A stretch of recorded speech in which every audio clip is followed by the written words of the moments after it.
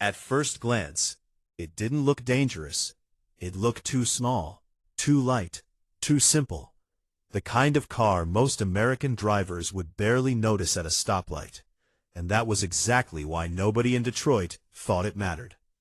Because in the 1970s, America believed one thing: bigger was better. Big engines, big bodies, big power. That was how American car companies built their identity. And for decades, that formula worked. If you wanted speed, you bought American. If you wanted comfort, you bought American. And if a tiny foreign car pulled into the next lane, most people didn't even look twice. Because in their minds, small cars were economy cars, cheap transportation, nothing more. But hidden inside one small Japanese machine was something Detroit never saw coming. Because while American companies were still building cars for yesterday, Japan was quietly building a car for the future. And by the time Detroit realized what was happening, it was already too late. That car was the Datsun 510, and its story changed everything. When the Datsun 510 first appeared in America, it looked almost ordinary. No massive grille, no aggressive muscle car stance, no giant V8 under the hood. Just a compact sedan with clean lines and a modest engine. To many Americans, it looked forgettable, and that was the first mistake, because the most dangerous cars are often the ones people underestimate. The 510 was not built to impress people standing still. It was built to embarrass them once it started moving. And the moment drivers experienced it, they realized this was not another cheap import. It felt different. The steering was sharper. The body felt balanced. The suspension felt composed. And unlike many American cars of the era, the 510 could actually handle corners. That may not sound revolutionary today, but back then, it was shocking. Because many American cars in the early 1970s were designed for straight roads. They were powerful, but they were heavy. And in tight turns, that weight became obvious. The Datsun was the opposite. It was light, responsive, predictable, and on winding roads, it could make much bigger cars feel clumsy. Drivers noticed quickly, but what scared Detroit wasn't just the way the 510 drove, it was the price. Because this little Japanese sedan cost far less than many American competitors. That meant buyers were suddenly asking a dangerous question. Why pay more for a car that feels worse? And once customers start asking that question, everything changes. Because car companies can survive competition. What they cannot survive is doubt. And slowly, that doubt started spreading.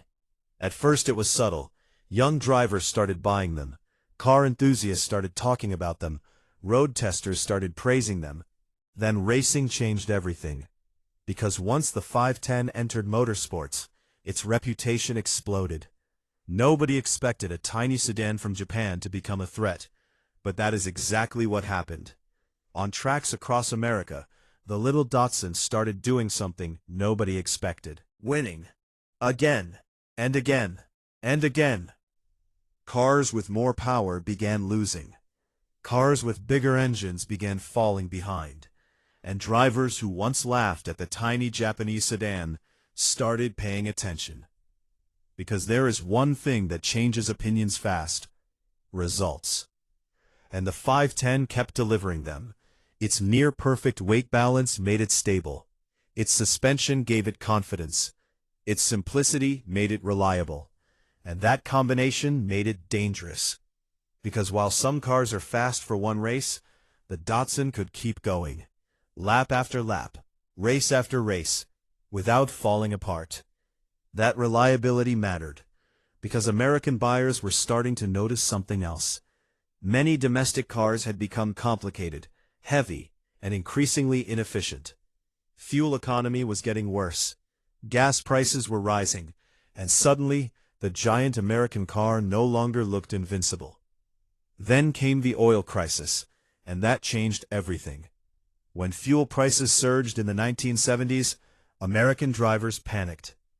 The same large cars people once loved suddenly became expensive to live with, and at the exact same moment, small Japanese cars began looking smarter. The Datsun 510 was suddenly in the perfect place at the perfect time. It offered efficiency, practicality, handling, reliability, and surprisingly fun performance. Detroit saw what was happening, and for the first time, they understood the real threat. The danger was not horsepower. The danger was value. Because the 510 was proving something deeply uncomfortable. Car could feel better, cost less, and still outperform expectations. That was terrifying, because American car companies had spent decades convincing buyers that bigger meant better. And now a tiny Japanese sedan was proving the opposite. That was not just competition. That was disruption. And once a market changes, it rarely goes back. As more drivers bought the 510, its reputation grew. Owners loved it, racers respected it, and mechanics admired its simplicity. Even people who had never considered buying a Japanese car started taking a second look. Because the Datsun 510 did something rare. It changed minds. And in the auto industry, changing minds can be more powerful than selling cars. Because once people begin trusting a new brand, they come back. And that is exactly what happened. The 510 did not just sell itself. It opened the door for everything that came after. It helped Japanese cars become accepted, then respected, then feared. And that fear spread through Detroit, because suddenly, American companies were no longer competing against each other. They were competing against a new idea. A smarter car, a lighter car, a better balanced car. And perhaps the most painful part for Detroit was this. They saw it happen. But many of them reacted too slowly, because large companies often struggle with one thing: admitting they were wrong. For years they believed Americans would never embrace small imports. But the 510 quietly proved they would. Not because it was flashy, not because it was luxurious, but because it made sense. The most dangerous product in any industry is the one that simply makes more sense. That is why the Datsun 510 matters. Not because it was the fastest car ever built, because it wasn't. Not because it was the most beautiful, because many would argue it wasn't. But because it changed something bigger. It changed the way people thought. It showed that performance did not need to be expensive. It showed that small did not mean weak. And it showed that Detroit was no longer untouchable. That is why this tiny car became far more important than anyone expected. Because sometimes, the biggest threat does not arrive with noise. Sometimes it arrives quietly, with a small engine, a simple design, and a future nobody sees until it is already changing everything. And that may be what made the Datsun 510 so frightening. It did not beat Detroit overnight. It did something worse. It made people question Detroit. And once that happened, the industry was never the same again. So now the real question is this.